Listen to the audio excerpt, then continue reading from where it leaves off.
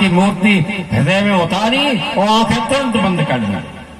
अब भाई आंख बंद क्यों कर ली? इसलिए बंद कर ली कि अगर आंखें खुली रह गई तो हो सकता है छवि बाहर न कहीं चली जाए। इसलिए नैन नमग राम ही उर्वानी और दीने पलक कपाट सयानी, सयानी थी, आंखें तुरंत बंद कर दी। और थोड़ी देर बाद जब नैन उघारे फिर राम जी को देखा। अब राम जी समीप में आ गए हैं। अब देखिए कितना सुंदर प्रसंग। अब राम जानकी आपस में आमने सामने खड़े हुए हैं, दोनों की छवि का दर्शन कर रही है। बाबा ने सुंदर चौपाई लिखी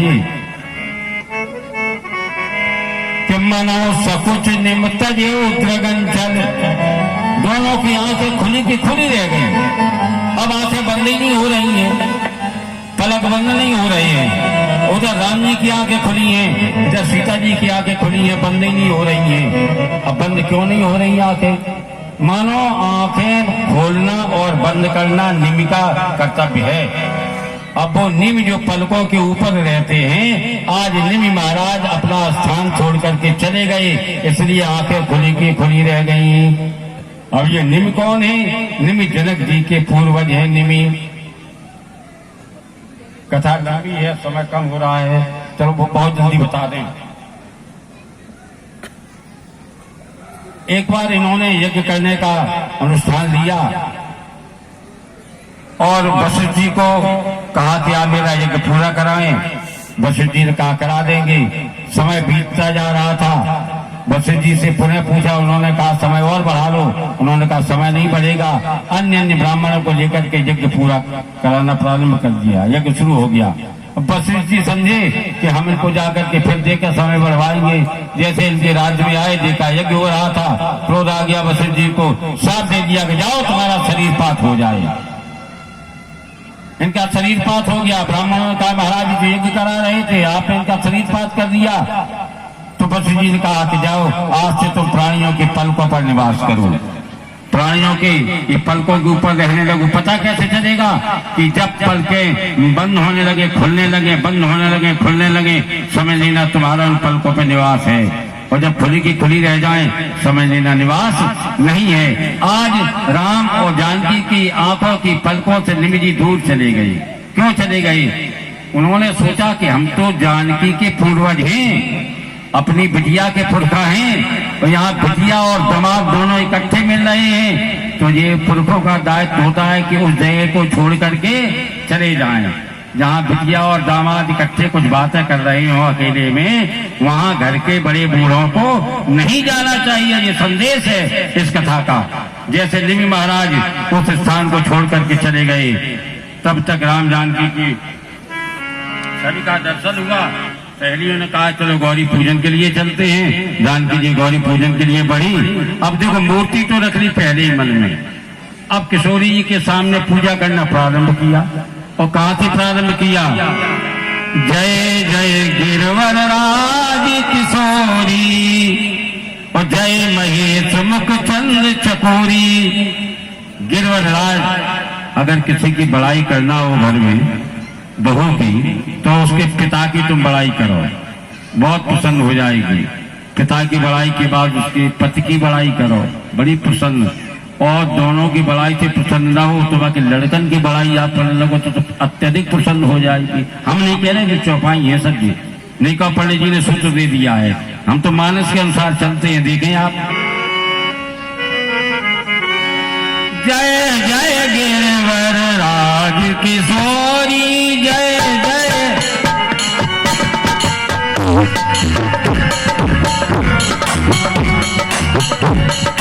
जय जय गिरवर राज किशोरी, जय महेश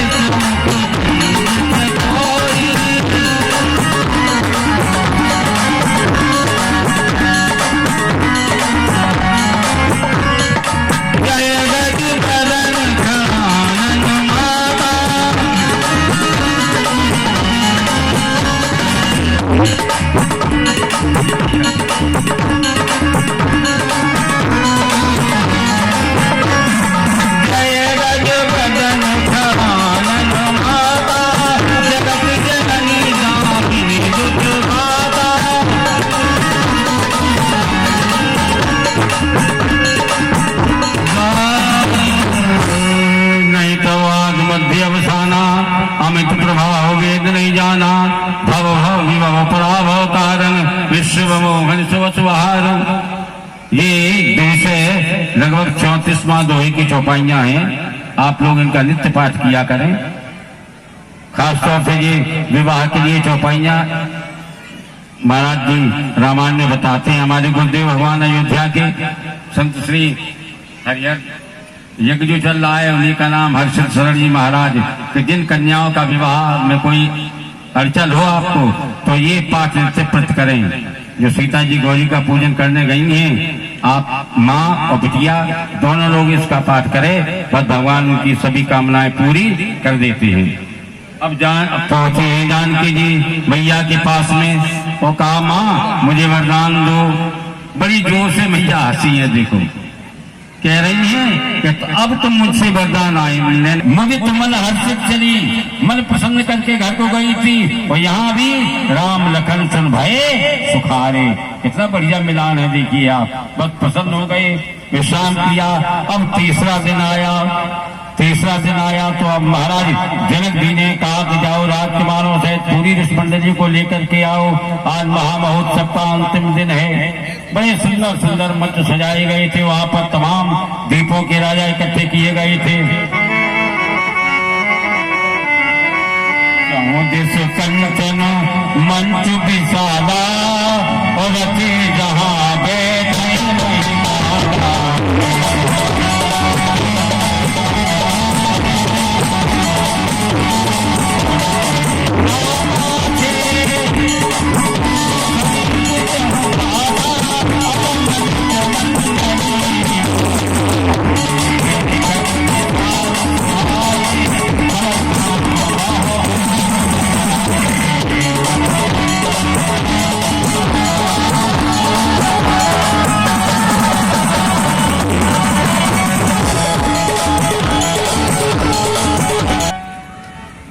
सुंदर सोने के मंच सजे हुए थे।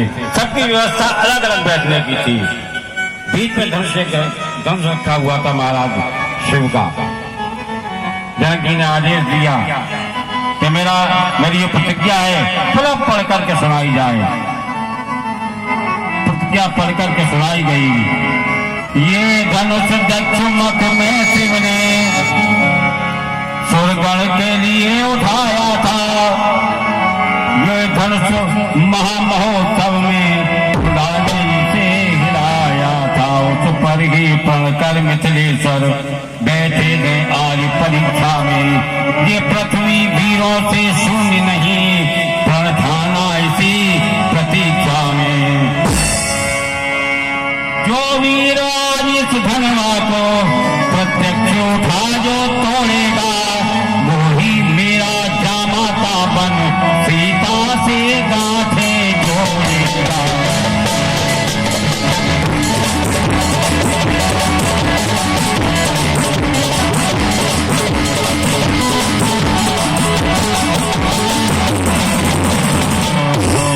सोई पुराज को दंड कठोरा, राज समाज आज जो ही तोरा। क्रौवन जय समेत दे ही नहीं विचार बड़ी हटते। अब थोड़ा ध्यान और दे दीजिए। जनक जी कह रहे हैं बिना विचार करके हम विवाह कर देंगे। अब सोचो आजकल हम और आप इस भौतिक संसार में जो है ये भी अपनी बिटिया के लिए वर ढूंढने जाते हैं तो 3 बातों का तो विचार करते ही हैं। जो घर वर कुल होए अनूपा, तब करिए विवाह सुता अनुरूपा। घर वर और कुल को देखते हैं। यहाँ जनक जैसा ब्रह्मज्ञानी कह रहा है कि जो भी इस समाज में धनुष को उठा के तोड़ देगा, हम उसी के साथ सीता का विवाह करेंगे। क्या ये अल्पज्ञानी थे जो ऐसा कह रहे हैं? नहीं। तो ऐसा क्यों कहा कि बिना विचार करके विवाह कर देंगे? इसलिए जनक जी एक बार सीता के विवाह की सोच रहे थे। सोचते सोचते सवेरे 4:30 ब्रह्म मुहूर्त की बेला आ गई। शंकर जी ने साक्षात दर्शन दिए और कहा जनक क्या सोच रहे हो? बोले प्रभु आप तो सब कुछ जानते हैं, हम क्या सोच रहे हैं कि जाओ मैं तुमसे कह रहा हूं कि तुम्हारे जो पूर्वज जिस धनुष का पूजा अर्चना करते हैं उस धनुष को तोड़वाने का प्रयास करो। जो भी धनुष को उठा करके तोड़ दे उसी के साथ तुम सीता का विवाह कर देना। धनुर्मदीयम ते गेहे पूजता तब पूर्वजई, मेरे द्वारा जो तुमको ये धनुष दिया गया है तुम्हारे पूर्वजों को, इस धनुष की जो पूजा अर्चना हो रही है, तस्या प्रतिज्ञा त्वया कार्या, तुम इसी को तोड़वाने की प्रतिज्ञा करो। भंगाए तोड़नाए जो इसे तोड़ दे, और तोड़े कैसे? तोलन करके तोड़े, ऐसा नहीं कि जाए उठा करके ऐसे तोड़े ना। तोलन कहते हैं उठाने को। तुला तखरी, भाई तुला क्या तखरी कहते हैं कि नहीं? हम लोग हिंदी में कहते हैं तखरी, और इसका बढ़िया शब्द है तुला। और तखरी को देखिए ऐसे ऐसे पड़ला होता रहता है, तो जो धनुष को उठाए और उसका ऐसे तोलन करे तब तोड़े। जो भी ये दो काम कर दे, तस्मई दे या तो या कन्या, आप बिना विचारे उसको कन्या दे देना। एवं मुक्तः गतो हरा, ऐसा कहकर के शंकर जी चले गए। शिवजी जब चले गए तो फिर मेरे भाई माता पिता और प्रभु की बानी विनयी विचार करिए शुभ जानी। उन्हीं की बात पर विचार करके आज कह रही है जनक जी कि विनयी विचार बड़ा हटते ही, जैसा घोषणा की है घोषणा समाप्त हुई तो फिर क्या हुआ? भूप सहज दस कही बारा,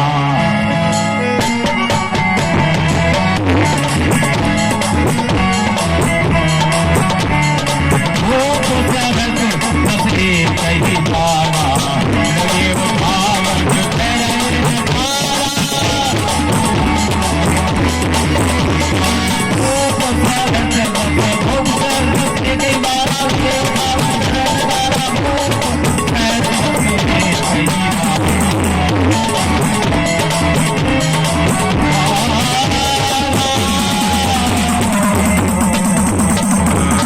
सही थी।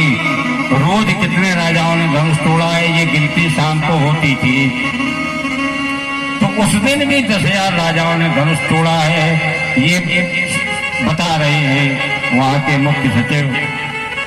या फिर दूसरा भाव सहस और 10, सहस माने सहस्राबाहु और 10 माने दशानन अर्थात रावण, ये भी दोनों आए हुए थे, इसलिए सहस 10 एक ही बारा।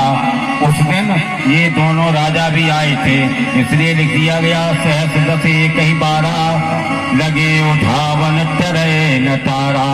जब धनुष किसी से नहीं उठा, अब जनक जी को बड़ा भारी पश्चाताप हुआ कि देखो मैंने ये 7 द्वीपों के राजा बुलाए थे, जम्बू प्लक्ष सालवली कुश क्रौंच सात पुष्कर, ये 7 द्वीप हैं अपने आर्यावर्त में, सभी राजा इकट्ठे हुए हैं। हाय मैंने तो बलवानों की प्रतिज्ञा लेनी चाहिए थी कि देखे वर्तमान समय में कोई वीर है कि नहीं, इसलिए वीरों को आमंत्रण दिया था। जान पड़ता है ये धरा वीरों से शून्य हो गई, जबकि ये धरती वीरों से शून्य नहीं होती है, रत्न गर्भा वसुंधरा है, आज उस पर कोई रत्न है ही नहीं क्या। तब नपन बिलो के जनक अकुलाने, बोले बचन रोष धनुषाने, कहने लगे दीप दीप के भूपति नाना, आए सुन हम जो पन ठाना, जो जन त्यों बिन भट भुवि भाई, तो पन कर कर त्यों न हसाई, तजहो आस निज निज गृह जाओ, लिखा न विधि वैदेह विवाह। अरे अरे ऐसा प्रतीत होता है कि परमात्मा ने हमारी पुत्री का विवाह लिखा ही नहीं है। आस को छोड़ दो, अब यहाँ क्यों बैठे हुए हो? धनुष तोड़ने के लिए आए थे, सीता को वरने के लिए आए थे, एक भी काम नहीं हुआ, अब चले जाओ, क्यों यहाँ बैठे हुए हो? लाडली के पास पहुंचे, जानकी को गोदी में लिया, कहा बेटी पुत्री सीते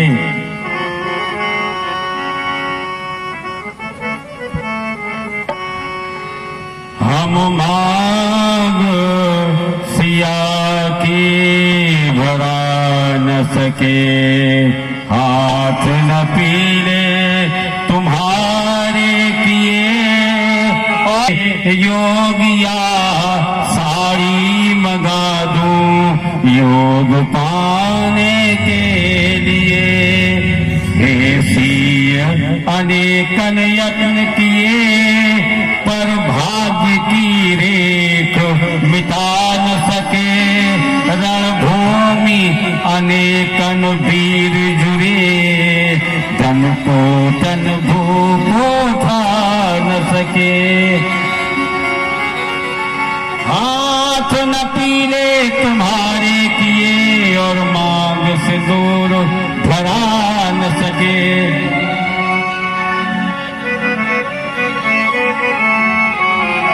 हाय लाली कुंवारी मेरी रह गई। हाय लाली कुंवारी मेरी रह गई।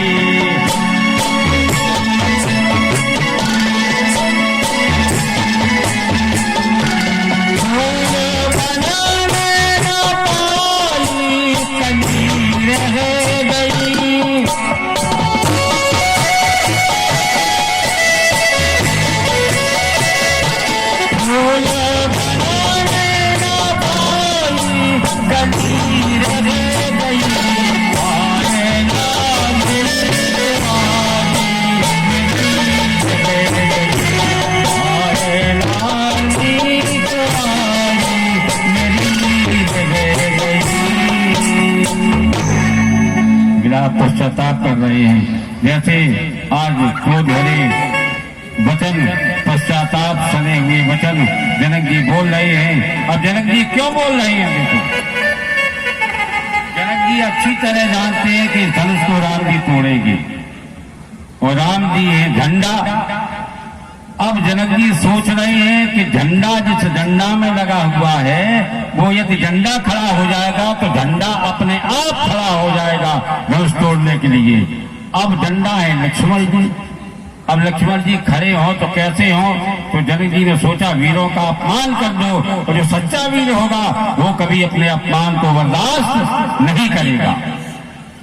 यद्यपि जग दारुण दुख नाना पर सबसे कठिन जाति अवमाना। जाति अपमान बहुत कठिन होता है, लेकिन धन्य है। अब क्या कहें, समझ लो ऐसे ही सब। तो वीरों का अपमान करना जनक जी ने प्रारंभ किया और जैसे वीरों का अपमान हुआ है तो नपन में लोग राजाओं को देखते हैं, लक्ष्मण जी जनक जी को देखते हैं और राम जी के चरण छूकर के तुरंत खड़े हो जाते हैं, कहना प्रारंभ कर देते हैं। रघुवंशन में जहाँ कोई हुई कई समाज कहे न कोई कई जनक संचित बानी ये विद्यमान नकुल मैं जानी। तब प्रताप महिमा भगवाना का बापरो पिना पुराना कमल नाल दिन योजन सत समान ले धावो तो छत्र दंड जिन तब प्रताप बलनाथ। अरे आपका आदेश हो तो धनुष को मूली की भात तोड़ दे, कच्चे गले की भात फोड़ दे तुरंत ही नहीं। रघुवंशी वीरों के होते जनक जी कह रहे हैं कि धरती पर कोई वीर नहीं है। अगर धरती पर वीर नहीं है तो सीता का जन्म कहाँ से? इसी वसुंधरा से सीता का जन्म है। धरती पर वीर नहीं होते तो इस धरती का क्या होता? और परदेसी राजा राज्य करें तो भारत माँ का क्या होगा? बलहीन नपट धन तोड़े जो इस महाशक्ति का क्या होगा? नदी नाले यदि पाप धोए तो गंगा माँ का क्या होगा? लक्ष्मण जी विकट आवेश में है। सच्चे योद्धा सच्चे क्षत्रिय अपमान नहीं सह सकते हैं, जिनको सुनने की ताब नहीं वो चुप कैसे सह सकते हैं। रघुवंशी वीरों के होते ऐसा भी कोई कहे नहीं, जैसे उल्टी सीधी बातें मित्रेश आपने आज कही। ये सौगंध पूर्वक कहता हूँ बलवानों की पृथ्वी ये, जिस दिन बलवान नहीं होंगे उस रोज न होगी पृथ्वी ये। मेरा स्वभाव ही ऐसा है, अपमान मुझे गंवारा है कृपा गुरु के चरणों की बल और प्रताप तुम्हारा है। और त्याग कर कहता हूँ आदेश आपका पाऊं में इस तुच्छ धनुष के क्या विचार। सारा ये ब्रह्मांड उठाऊं मैं, जल को थल थल को जल कर दूं, ले आऊं उतार सितारों को सुरमई की तरह पीस डालूं धरती को और पहाड़ों को। आया लक्ष्मण को क्रोध और जैसे ही लक्ष्मण जी को क्रोध में देखा राम जी ने कहा अभी गड़बड़ होने वाली है। यदि क्रोध करके लक्ष्मण जी ने जो धरती पर पैर मारा तो सारी धरती डगमगा जाएगी, और धरती डगमगा जाएगी तो धरती पर रखा हुआ ये धनुष भी डगमगा करके नीचे गिर जाएगा। तुरंत राम जी खड़े हो गए। लक्ष्मण को क्रोध में देखा, राम जी खड़े हुए, बड़े प्रेम से कहने लगे, भैया हाँ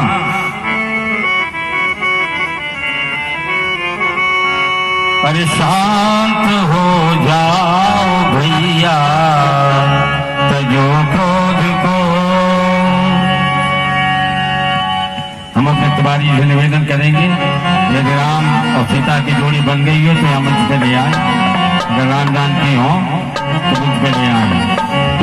शांत हो जाओ भैया, तजो क्रोध को। आरती और लेते आना, थाली पे यहाँ रखी है। इस समय क्रोध में बोलना ही नहीं। दादरा शांत हो जाओ भैया, तजो क्रोध को।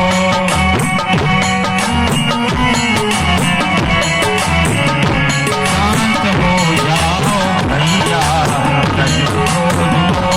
इस समय क्रोध में बोलना ही नहीं।